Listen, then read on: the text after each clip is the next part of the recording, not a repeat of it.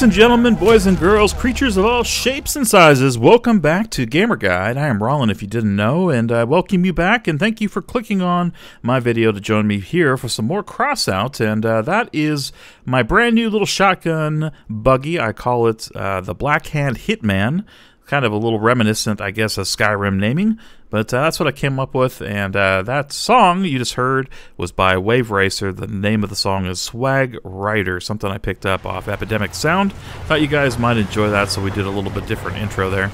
So I'm here now with some of my clan mates. We got Please Carry Me, our newest member of the Winds clan, and then Valkyrie and myself, and we're up against kind of an unfair matchup here. We got guys on the other team that are about 12,000 power score. We're about 7,000 to 8,000, somewhere in there, power score, so pretty much outranked here. And it's something I've noticed actually playing Crossout for a while, that the game doesn't seem to take teams into account the same way it takes individuals. So if you're a team, I guess that's different than if you play individually, and it matches you against teams of like sizes. So if there are only two teams out there of 4 men, and your team is comprised of all 5,000, and their team is comprised against all 9 and 10,000, you might still get matched up, because the 4-man team is considered one kind of thing to match up with another of a like thing. So it's kind of a weird way of doing it, but we might switch this up afterwards and try playing a higher power score and just see what kind of outcome we get,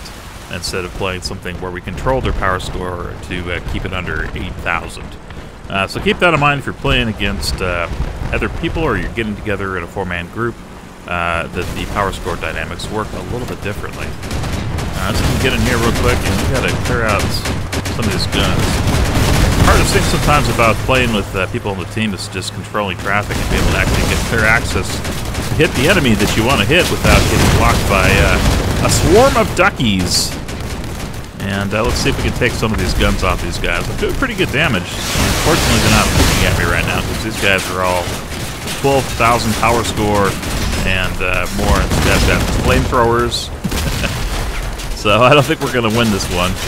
But we'll see if we can do some damage. I did pretty well, I think, for going up against guys that are 12,000 power score. Look at this guy's rockets. That's pretty cool. So we have one guy on our team that's 10,000. But everybody else here, look, we got 2 10,000s and 3 12,000s against 4 7,000s and a couple 8s and 1 10. So super duper lopsided.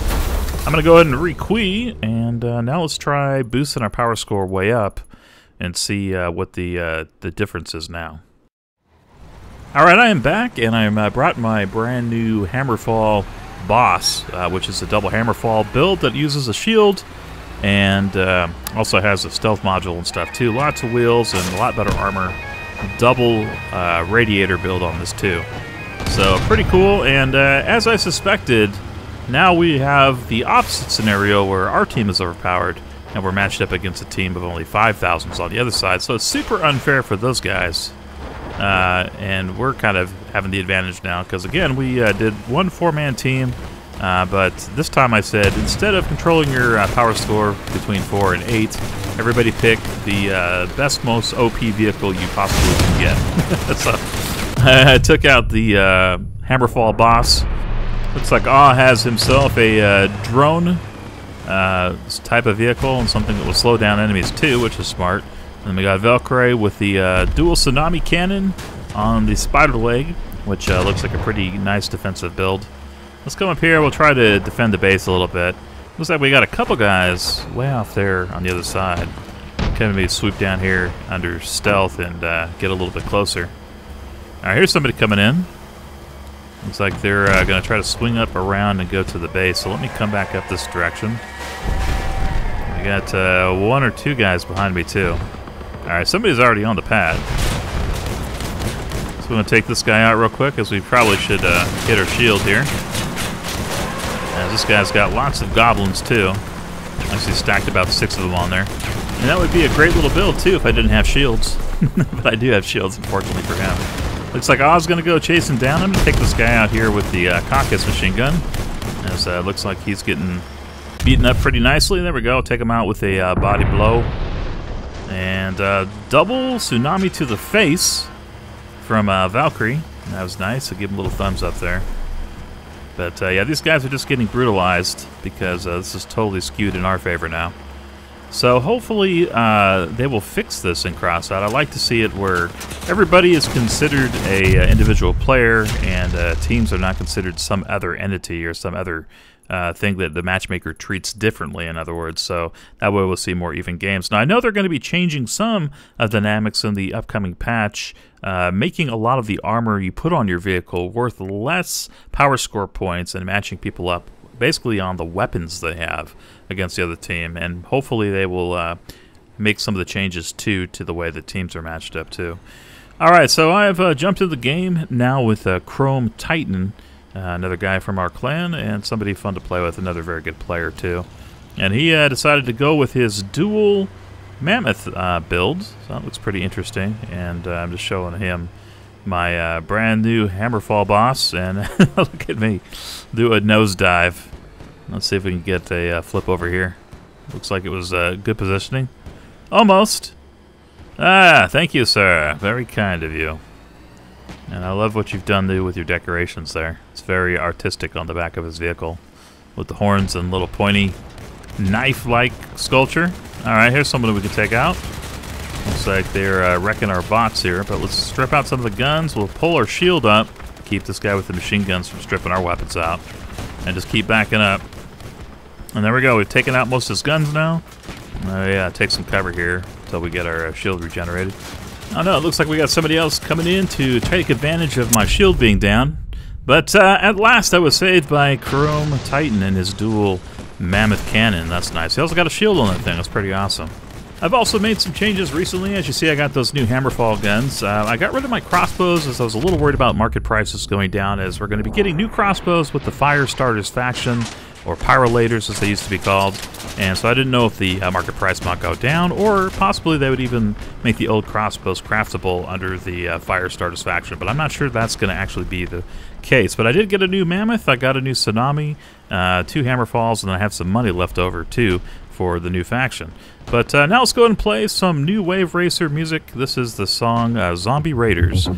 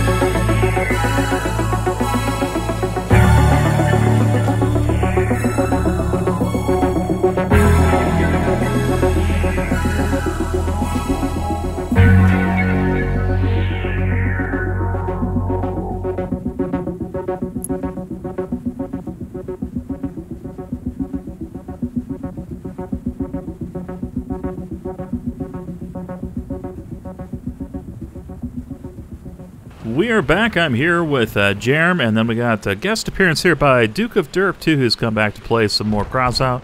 So we thought we'd all team up, and then I threw together this lower power score vehicle. I'm using a brand new retro I also picked up recently, and then one of the miniguns on top, too, for some extra firepower. I threw a little radiator on the side, light engine, and then I have a cloak in this as well, so it should be pretty good.